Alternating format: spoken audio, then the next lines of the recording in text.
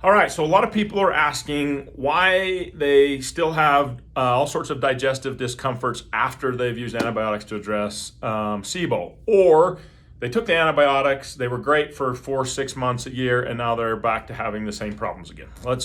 So you're who I'm talking to today, okay? So let's start at the beginning. The whole system's connected. So if you're hitting small intestinal bacteria overgrowth, SIBO, with antibiotics, the concept is that you're trying to hit the bacterial overgrowth in the small intestine, okay? Which is great, assuming that the whole system's not connected.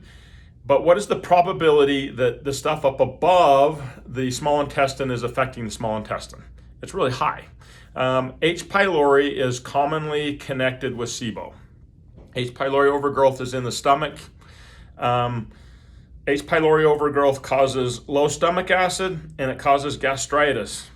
So, and guess what? H. pylori overgrowth, low stomach acid, and gastritis cause bloating, nausea, digestive discomfort, belching, burping, obviously reflux and heartburn issues and digestion issues. It's a very uncomfortable feeling. So you can go in and hit the small intestine all you want. If you have stuff up above it, you're going to still have discomforts, okay? And most SIBO protocols that I'm aware of, they're just hitting SIBO. They're not hitting everything up above it, okay? That's one of the primary reasons that people remain having discomforts after they use antibiotics for SIBO. They've addressed the SIBO, or addressed it, however you want to call it, in the small intestine. They didn't address anything else, and so the discomforts remain. The next part, slow motility. So SIBO is a dysmotility. If you have been dealing with, if you've been just using antibiotics to deal with SIBO and you have not addressed the motility problems, you're going to remain bloated and obviously constipated, okay? Believe it or not, you can have diarrhea and you can still have slow motility issues. You can have diarrhea and have like gastroparesis, which is slow gastric emptying, which is just slow emptying of the stomach, okay? You can have those together. Slow motility can cause rapid motility. That's just the reality of it. So if in your SIBO protocol, if you have any form of slow motility issues and you're not addressing that as part of your SIBO protocol, there is no wonder after you finish antibiotics for SIBO that you remain bloated, uncomfortable, and constipated, okay? Let's go through another thing. Okay, so SIBO's discomforts are identical with SIFO discomforts, or in most cases, Candida overgrowth. Guess what causes Candida overgrowth? A weak immune system, slow motility, and bacterial imbalances. So we've already covered slow motility. I just talked about that. So that same slow motility is going to cause Candida overgrowth. If you take antibiotics and you go do scorched earth on the bacteria in your small intestine, and now you have a bacterial imbalance, you are going to have, and slow motility, the odds of you getting Candida are high, okay?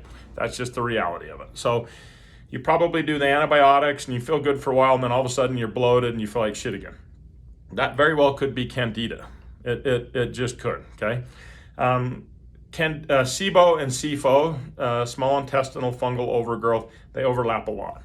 And if you're not hitting both in your protocol, you're probably getting in trouble. A lot of people say, oh, you just take probiotics.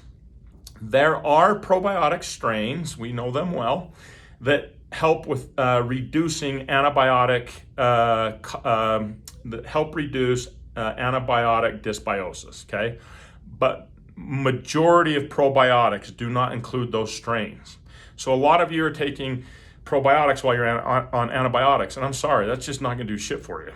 It's just not. In fact, the research says that most of those probiotics will probably cause you to take longer for your microbiome to get better. That's just the science. I'm not pitching probiotics right now, I'm just saying the science. Last, after the Candida thing, so let's move to the next thing.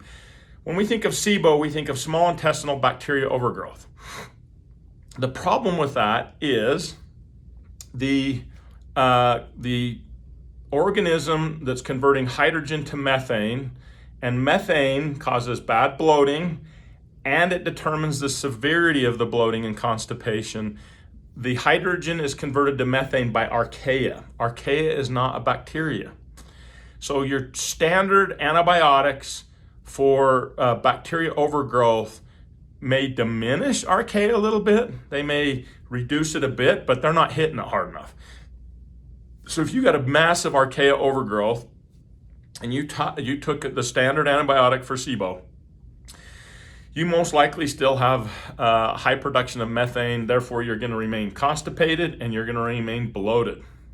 So, given that I just described all of these different causes of why you probably have discomfort still after taking antibiotics for SIBO, given all of these different dynamics, what are the chances are there is a one capsule, one product answer to that? It doesn't exist, folks.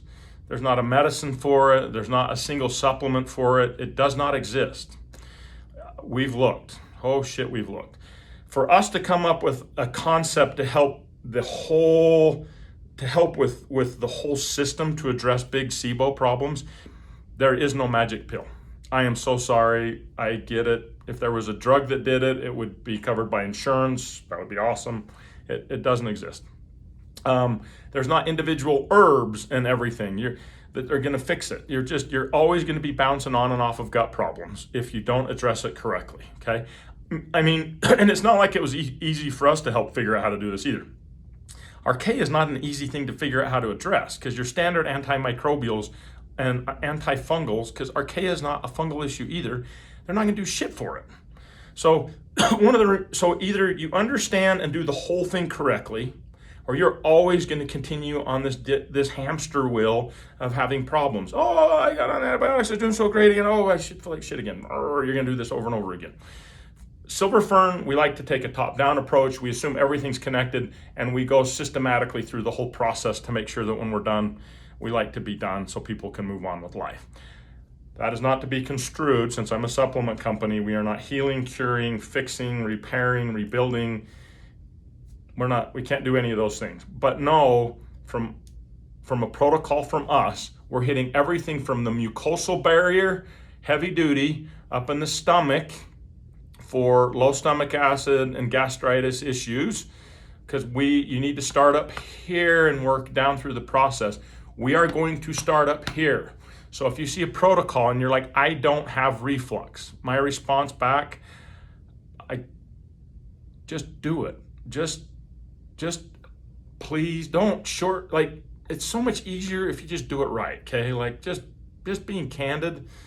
The protocols are built the way they are because our science team is ridiculously smart. They've built those big, expensive stool kit tests. They're microbiome trained researchers. They understand the top bottom. When we built the protocols, we're like, let's just assume everything's broken and let's help everything be better, okay? That's how we build protocols. That's why they work. It's not a single capsule option. I'm sorry about that, but that doesn't work. It does not work. So I hope this helped. Thanks. Bye.